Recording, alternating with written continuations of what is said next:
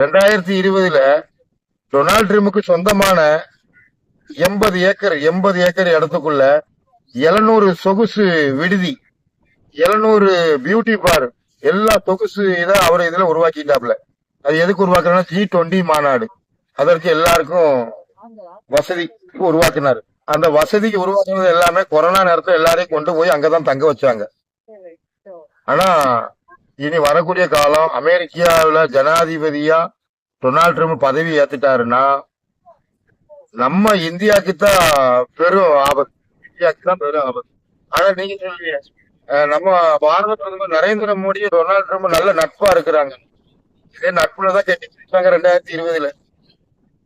சீனா அதிபரும் நம்ம பாரத பிரதமர் நரேந்திர மோடி மகாபலி, ஒவ்வொரு மனிதனும் பலி கொடுக்கணும், ஒவ்வொரு மனிதனும் பலி கொடுக்கணும் அப்படின்னு சொல்லி மகாபலிபுரத்துல அரசியல் வச்சுக்கிட்டாங்க.